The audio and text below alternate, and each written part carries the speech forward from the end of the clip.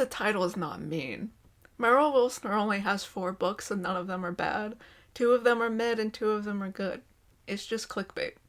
That's if I title this, I read every Meryl Wilsner book, so you don't have to. I might just title it, I read every Meryl Wilsner book. Because I did. Full disclosure, I read a couple of these books like 2 years ago, and then I read a couple of these books like within the last week. And so my memory of these books is different. I also didn't read them in the order they were published. I read them just randomly because that's how I read books. I'll start with the first book I read, which was Something to Talk About. This is the least spicy of the bunch. Maybe the most forgettable of the bunch, but it's not a bad book. I thought it was fine. I see a lot of good praise for this, actually. And this book was kind of the reason that I low-key thought Meryl Wilsner was like a touch overrated. Because if you're in sapphic book spaces, which you are because you're here, then you've heard of Meryl Wilsner, which you have because I just mentioned them, so you've heard of them now. And everyone really seems to like Meryl Wilsner, and I wasn't quite sure why, because I read this book and I'm like, this is okay, it's fine. But I've recently discovered why people like Meryl Wilsner. We'll get to that at the end. Spoiler alert, there are better books than this one, but this one isn't bad. It is an age gap romance, which I think Meryl Wilsner has a track record of, especially early in their career. Because this was their first book, I think, actually, yes. So I did read this chronologically in order of publication, but just randomly. So this book is about a producer, executive producer / television writer who used to be a child actress, who's now at a point in her career where she wants to be taken more seriously, wants to branch out into other things and do movies and do like action movies.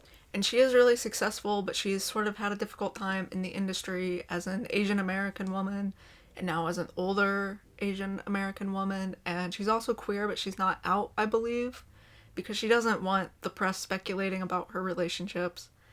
For a lot of her life, she felt it wasn't safe to come out, like it would lessen her job security. So she's secretly gay. She hasn't confirmed or denied it, though. She's not, like, explicitly denying the fact that she's queer. She just doesn't talk about her personal life at all because she wants to keep her personal life and her professional life very separate. And she has an assistant named Emma, I want to say, who's a younger woman. I think, like, just out of college. I don't remember how old she is. 20-something. There's an age gap. And she and Emma, Jo is the actress's name. Did I say that? I think that's her name. They get photographed on the red carpet together. And even though their relationship is completely innocuous at this point, the gossip mill starts up and everyone suspects secretly that they are dating. And because Jo doesn't comment on her personal life at all, she doesn't comment on this, and that sort of fans the flames of the rumors. And then she starts kind of using that to her advantage. She's worried about this new movie deal she's getting and like the scrutiny she's getting in the press for never having worked in this genre before. And so she's sort of using this relationship scandal as a way to deflect from her work scandal, even though it's not a scandal, it's just critics being critics, as far as I remember. So she starts kind of fake dating her assistant, sort of. They're seen together a lot, and then they're actually spending a lot of time together, and then, what do you know, they fall in love. It's a romance novel. I literally couldn't tell you anything that happens outside of that. I do not remember this book. I had to, like, go look up things about this book to remember that refresher. All I remembered about this was that it was an actress dating her younger personal assistant, and I'd forgotten that she wasn't even an actress anymore. She's just a writer now, or whatever. Director, writer. I also had to go back and read my review of this. I gave it 3.5 stars. That sounds about right. I thought I'd given it 3 stars, honestly. But 3.5 sounds fine. I also complained about something in the middle that happened that I vaguely referenced and didn't spoil for myself. So I don't remember, but there's some kind of conflict that I thought was stupid at about 40% of the way through. I'm gonna guess that was some kind of miscommunication trope or something. Because that seems like something I would complain about, and something that might be in a romance novel.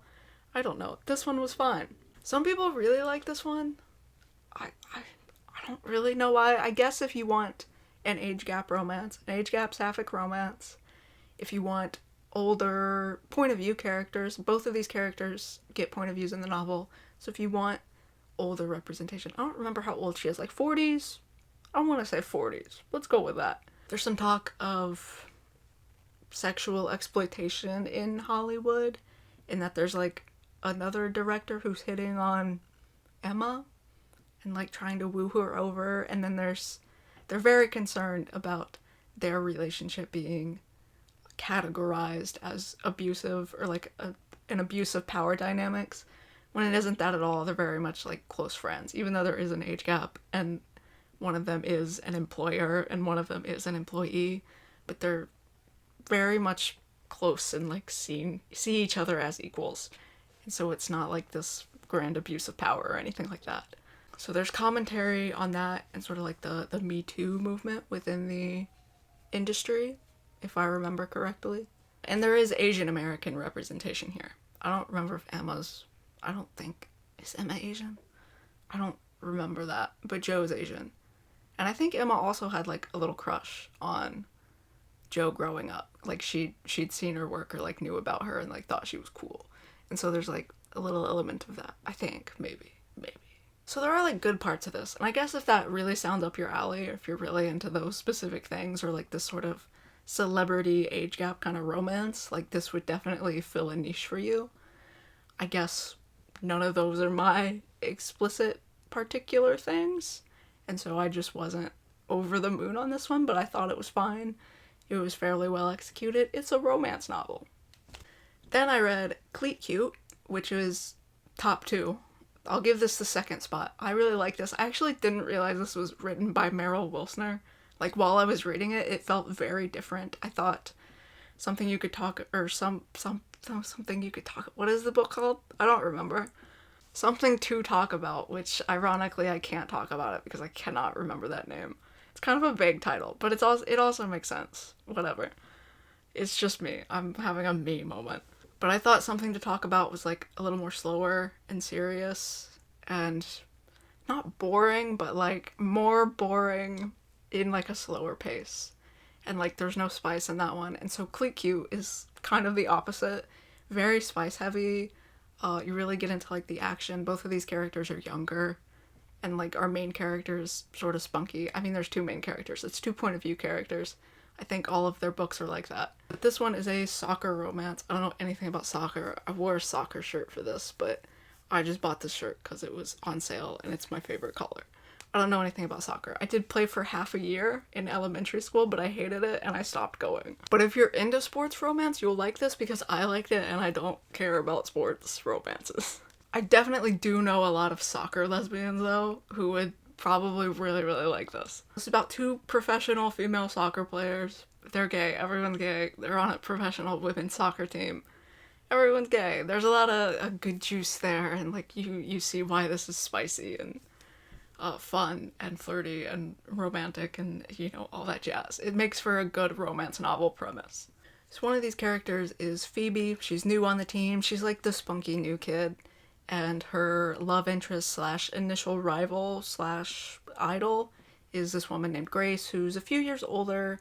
She got her start in her career pretty young, and Phoebe does idolize her and like grew up seeing her play in like national teams and stuff, and like wanting to be like her and aspiring to be like her, and also having a crush on her because we're all gay here. This is a women's soccer team. But Grace is like a seasoned veteran. She's kind of more serious of the 2, and she has an injury, like a hip injury that's bothering her, but she doesn't want to tell anyone about it because she's afraid she'll get benched and replaced by all these newcomers on the team. There's a lot of conflict with, you know, the old guard versus the new guard, and also Phoebe's like really spunky and has ADHD and is kind of like a jokester and rowdy, and serious Grace is like, get your shit together, and, you know, but they start fucking anyway because of course they do. I don't remember how it starts, but like, it's a romance. It happens. It's a romance. What did you expect? And they learn to sort of work with each other and confide in each other. I think Phoebe talks about her ADHD with Grace, and then Grace sort of confides in the hip injury. There is some like drama of like Phoebe blabs about the hip injury, and then Grace gets benched or something. Something, they're competing for like a spot on the national team. Olympics? Maybe not Olympics, maybe something else. Just a national all-star roster? I don't know. And it's like, there's something about Grace wanting to change her position. Like, she's been playing this one position forever, but she doesn't even like love that, and she kind of wants to do something else. And so like in the new position, they work together better as a team, and like their roles, I don't know what those roles are. I don't know what those mean, but I'm sure someone who likes sports would care about that and know and like value that detail. I do think there's a lot of good like sports details here. Again, can attest to the veracity of those, but like it felt real. It felt like this author knew what they were talking about in terms of professional soccer. They're probably a soccer fan. I know a lot of lesbian soccer fans. You guys are out there.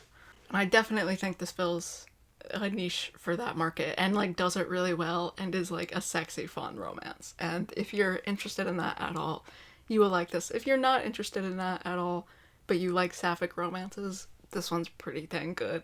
I think I gave it 4 stars. But like I remember it very fondly. I don't remember it well, but I remember it fondly, and I remember enjoying it and thinking it was a lot better, or at least a lot more enjoyable for me personally than Something to Talk About. And Cleat Cute was Meryl Wilsner's 3rd book. I just read second. That doesn't matter. And then about a week ago, I read My Best Friend's Honeymoon, which is the first Meryl Wilsner novel where one of the protagonists is actually non-binary. There's a lot of good stuff with like gender here and like gender differences and like sort of butcher dynamics here. I like that. This one's kind of mid though, just from like a character perspective. I don't think either of these characters are that memorable, aside from one of them being non-binary, and like having a main non-binary character is a bit more rare. This is about 2 friends who have been in love with each other since high school, but neither of them mentions it, or like they kind of mentioned it in the past, but like it was sort of awkward and they just never really talked about it. And so they're both at different places. One of them, the girl, what's her name? Jenny is the non-binary person. Elsie's the girl. I didn't have to look that up. I had to look that up. I had to look up names for all of these books because I don't fucking remember. I read this book a week ago and I don't remember it, so you can bet that those books I read 2 years ago, I did not remember jack shit about those characters' names. So anyway, Elsie's actually engaged to this man. She doesn't even like him, but like he's nice, whatever. He's an idiot, but like he's a nice idiot. And so she's with him, and then he plans their wedding out of the blue and is like, we're gonna get married this weekend. Don't worry. I know you were stressed about the wedding planning. You don't have to do any of that because we're just gonna get married like tomorrow. And she's like, yikes, actually, let's break up. But he's already paid for their honeymoon, and since he's a nice guy, he's gonna let her go on the honeymoon, and she's gonna take her best friend Jenny, who actually quits their job to go on this honeymoon resort trip because they're down that bad. And because they want to support their best friend, and it turns into a thing where Elsie is allowed to have whatever she wants. Jenny's like, you never think about you always think about what's expected of you. You can have anything you want on this trip. And then Elsie's like, I want to bang. And so they bang, and then they bang, and then they bang some more, and then they bang a little bit more, and then they bang a lot more. And half of this book is just sex. That's it. It has the most sex of any Meryl Wilsner novel, maybe.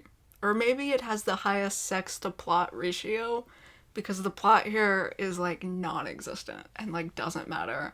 And also the characters aren't that deep and it doesn't really matter.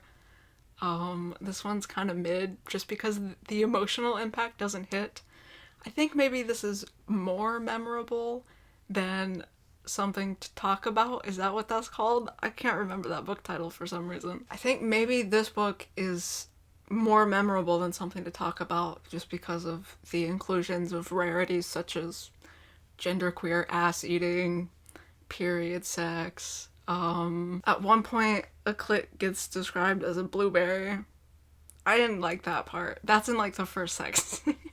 I'm like, that was a weird description, and that took me out of the scene. But for the most part, the sex is fine. Pretty good. There's some stuff I haven't really read a lot of here. If you're into that, they get into some experimentation because that's all they do. And so it can't be conventional sex scenes or that'd get real boring. But eventually they leave the resort and then they go back to their normal lives and they're like kind of a couple and then they're not. I don't know. There's like dumb miscommunication. And then there's a bunch of stuff about like personal growth that you don't care about because these characters aren't that interesting or fleshed out actually. Elsie's got a thing where she works for her family business and she just really wants to redo this fucking sign that they have. It's like a real dumb Hallmark movie, just surface level bullshit that doesn't really make sense. I mean, it makes sense. She wants to like be respected as a business person in her family, but her dad's like domineering because it's like his business. And she's like, no, we can change things and grow and do even better, and you have to listen to new ideas. And so I want to redo the logo. And you're like, I do not care about this fucking hardware store's logo. Like, can we go back to the ass eating? That's more interesting. And then Jenny is like, I'm glad I quit my job. I'm gonna get into woodworking and do like Etsy shit.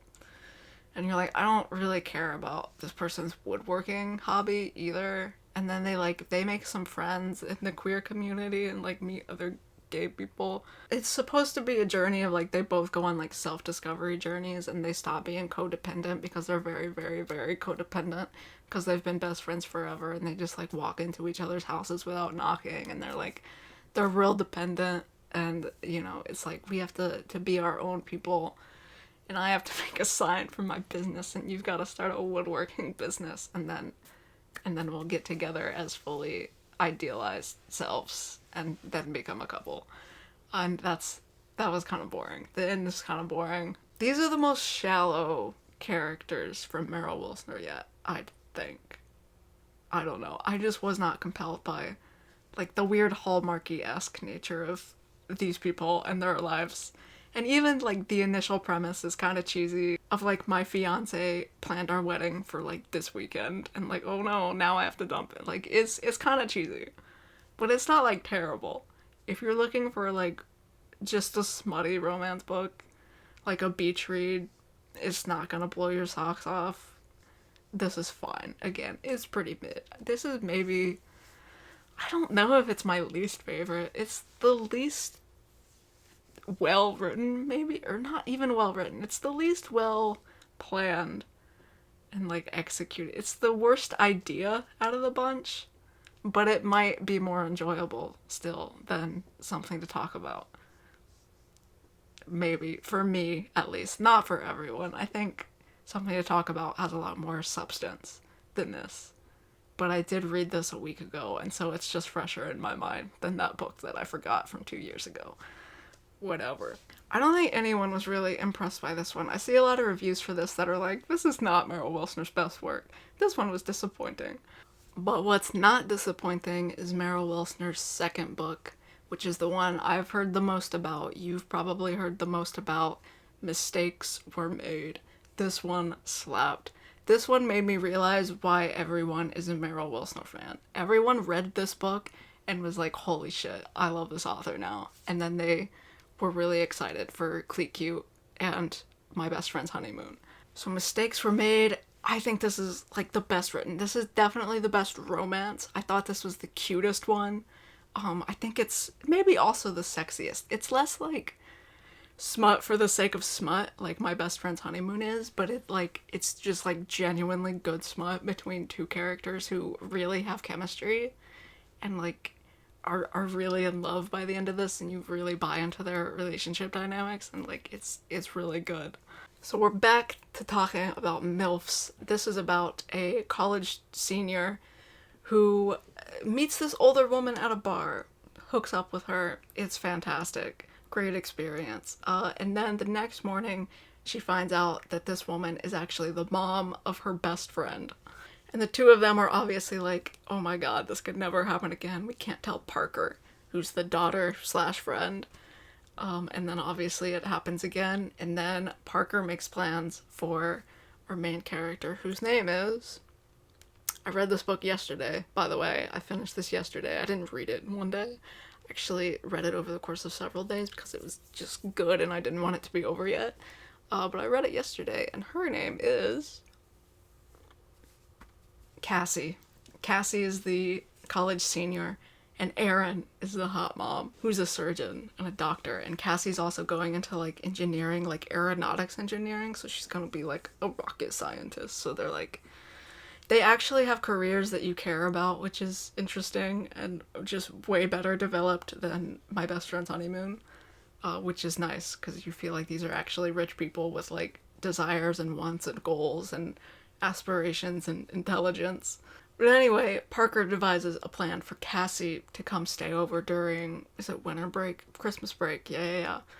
Because Cassie has a terrible mom, doesn't have a dad, bad family life.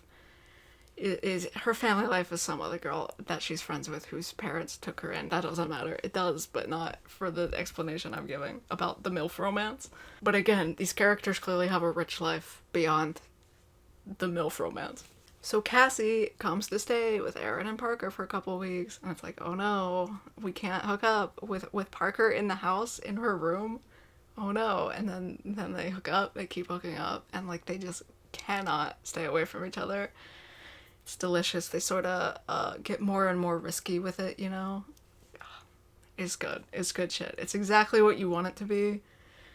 And it's great. It's exactly what you want out of a romance novel. Like, all of the sexual tension, all of, like, the risk of someone finding out, all of the feelings coming into play the longer this goes on. It's just good. It's a mastercraft. And this actually spans a longer amount of time than I thought it would. I actually thought like all of this book would take place over this 2-week vacation, Christmas vacation, and then like at the end of it Parker would find out and then they'd have to explain or call it off or figure something out. And it wasn't that, which I actually kind of like. There's a lot of time skips in this that really hold weight to these characters and like really show their growth and like the progression of both their relationships and also their maturity and the way they will now have to handle this affair that they're sort of having because it's long term. It's not a one night stand anymore. It's not, you know, one sexy weekend together. They get more and more and more embroiled in this affair and like it's lies on top of lies and secrets on secrets. And it just becomes more intense and their emotions become more intense and they have to figure out if they do want this long term. Is this just a hookup or like are we really something special here? And that's kind of like a slow burn. The romantic element of this is really a slow burn, but you definitely see the progression. You definitely like feel these characters growing closer to each other emotionally. And it works out really nice. And it is like a really happy ending in a way you almost don't expect going in because you're like, there's no way, like, she's not gonna seriously date her best friend's mom, you know, like this is clearly like a sexual hookup. But the romance elements get really, really fleshed out in a way beyond what I was expecting, and I really enjoyed that element of this. This was definitely by far the best Meryl Wilsner novel. This was an easy 5 stars for me. This is like good classic romance, especially if you're into MILFs, but I don't think it's only a thing that you could read or would want to read if you're into MILFs. I'm not that into MILFs. So it's like really accessible. It's not like super niche like a sports romance, even though it's not actually that niche. You don't need to be into sports to read a sports romance. All those straight girls reading hockey books do not care about hockey. But this just slaps. Great characters, great character development, great character arcs. Some twists you don't see coming, and like just good tension. Just the premise alone just has so much tension to it. And this is like kind of a longer book, but like in a really good way. Like I could have read even more of this, you know. I could have watched this go on forever. I actually almost bought a physical copy of this like a couple months ago when I was shopping around, but I didn't. I got something else. And I'm like a little sad that I don't own a physical copy. But I mean, I could just go get one now. I could probably find one cheaper than I was going to get it to. But this is definitely something that I would be interested in rereading someday. Just because this was a good time. This was like a good romance novel. Like, if you want sapphic romance, this would be one of my top recommendations for just a pure romance novel. And I definitely see why everyone recommends this one all the time. I was a little bit skeptical because, again, I see everyone yap about Meryl Wilsner all the time, and I'm like, I've never read a Meryl Wilsner book that was, like, incredible. I'd read Cleat Cute and liked that, and so I knew that the author had potential. But I was like, you guys were really into Meryl Wilsner for some reason, and this is the reason. Mistakes were made. That's the reason. And it's a good reason. I absolutely see why you guys got obsessed with this author after this performance. So I guess in summary, which Meryl Wilsner novels should you read? You should read Mistakes Were Made and Cleat Cute, and then the other two are take it or leave it, depending on what you want. But they're all fine. Like, none of these are bad. I don't think you'll pick up any of these books and be like, I absolutely fucking hated this. You might think some of them are cheesy.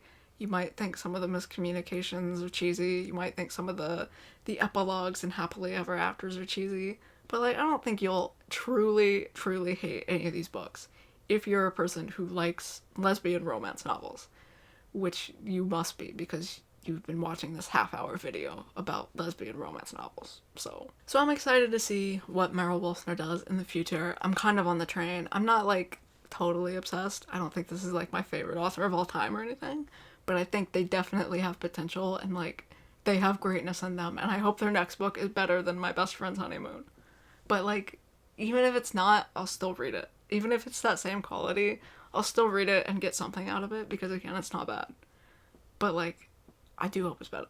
And, like I want another fantastic book like Mistakes Were Made. So, fingers crossed, guys. I'm with you. I'm with you now. I'm playing the waiting game. Let's see what happens.